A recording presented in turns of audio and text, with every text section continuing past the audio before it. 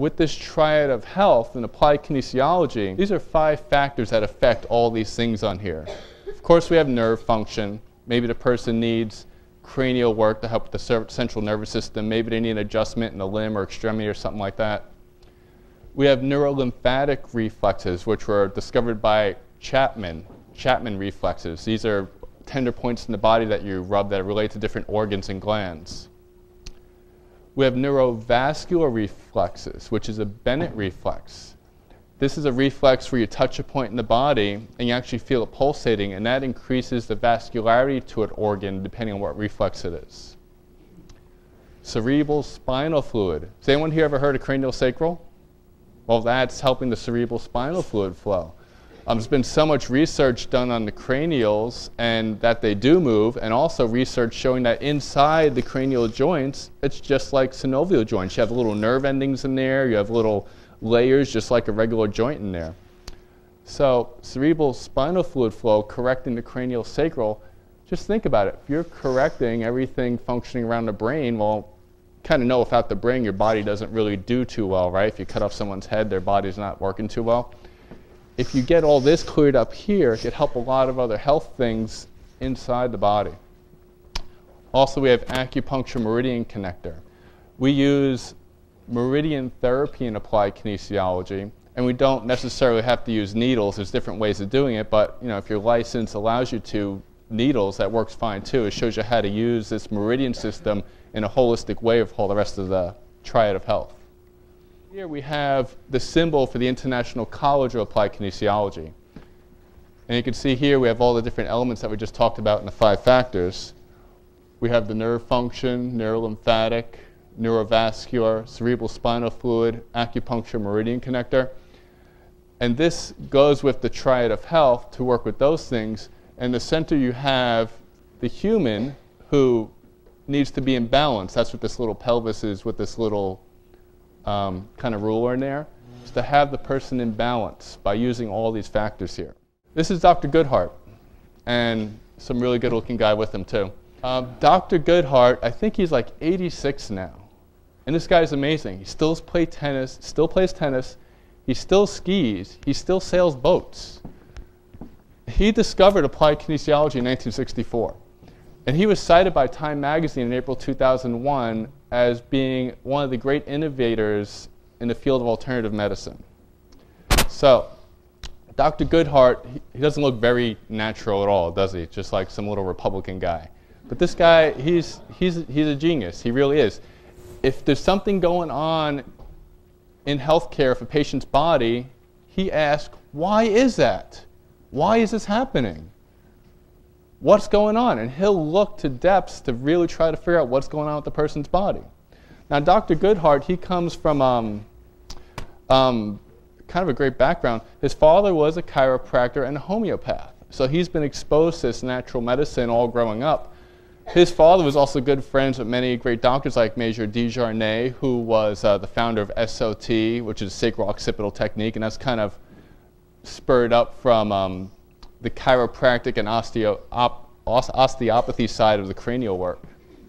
What Dr. Goodhart first discovered that led to his applied kinesiology is that muscles turn on and off. He received a book, which was Kendall and Kendall muscle testing. Now, Kendall and Kendall are 2 physical therapists who figured out the muscle test to all the major muscles in the body just for a diagnosis, to figure out which muscle is not functioning. So he received this book, and he was just looking through and studying. He likes to read as much as possible and study as much as possible, even to this day. And he had a patient who he's working on who had a thyroid problem and was balding. Well, he fixed the patient's thyroid, and the patient's hair started growing back. He said, "Doc, you never fixed my shoulder. My shoulder's always hurting."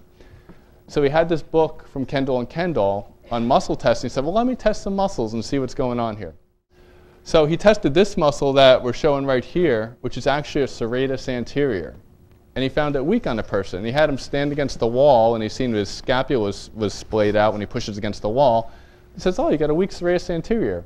So in his inquisitive nature, he decided to go and poke around in the muscle in there, and he found out it really hurt.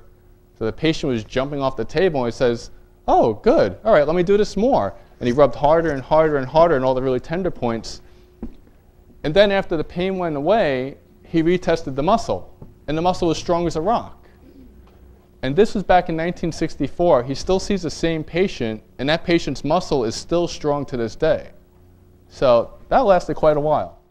Now, after the introduction to this applied kinesiology, lots of people took this in different areas. And this is where you might hear about people doing kinesiological techniques, but they aren't necessarily AK. Now, a lot of these other techniques could really help. They could really help people. Usually take these techniques like a weekend seminar or something, but AK is much more complete. It's really a postdoctorate program where you need to be a doctor first and understand all your physiology, anatomy, all these things, and then you take it to the next level. So a lot of these other techniques here too could be really good, but they're more like weekend seminars. You have behavioral kinesiology, which was founded by one of the psychiatrists in applied kinesiology, Dr. Diamond. He's written a classic book about muscle testing called Your Body Doesn't Lie. Neuroemotional technique, this deals with more of the emotions. Total body modification, this deals with a lot of quick fix reflexes for the organs in the body and emotions. Touch for Health, this is kind of the layperson's version of applied kinesiology. We just kind of test muscles and rub a few reflexes. NAET, Nambudra allergy elimination technique, that's just to work with the allergy side of what's going on in the body through the acupuncture meridian system. Thought field therapy, this is kind of something for emotions and phobia, which I think after that, this was founded by Dr. Callahan. From that, it went to emotional freedom technique. I think emotional freedom technique was something that came from thought field therapy. AK uses muscle facilitation and inhibition. These are fancy words for meaning muscles turn on and off. And AK uses that for diagnosis. Now, the other techniques, you might have seen people doing this a lot. They just do an arm pull-down test like this. The person's just sitting there testing one arm and doing different reflexes or saying things or something like that. That's not applied kinesiology. Applied kinesiology works with specific muscle tests. And those other techniques, they could work really well for just doing this, but I'm just letting you know it's two different things. Now, you can see here we got this lady running. And for her to run, what has to happen? If I'm going to walk forward here, some muscles have to turn on and some muscles have to turn off. If the muscles didn't turn off, I would just be a big kind of ball of muscle spasm. For me to bring my right leg forward, my glute has to shut off. My quads and psoas have to contract to bring the leg forward. And same thing with the arm. To bring the arm back, my pecs have to shut off. My mid-trap, rhomboids, lat, all those muscles got to pull the arm back.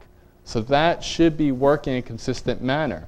It's actually amazing how the nervous system does this. It kind of orchestrates this beautiful symphony of all the muscles turning on and off. In applied kinesiology, part of our diagnosis is to see if those muscles turn on or off or not. If dysfunction is present, if the muscles aren't working properly, then we need to go into our diagnosis mode. This is just the basic diagnosis, how we do this in applied kinesiology. There could be two reasons a muscle doesn't work right. We could have a history of trauma, of course. You know, if you go out there in the street and get hit by a truck, well, you could have some muscles shut off, right? Now, what we do in the history of trauma is of course, work in the structural side of things. Joint alignment, muscle function, ligaments, we'd fix that stuff up. And in applied kinesiology, we're trained to do all sorts of things with the muscles and ligaments and things like that to miraculously get them back and working again. On the other side of things, if the person says, oh, I have a shoulder problem, but I never had an injury, I just woke up one day and it started hurting. That's when we go to something else in applied kinesiology. Muscles related to meridians, organs, glands, and body functions.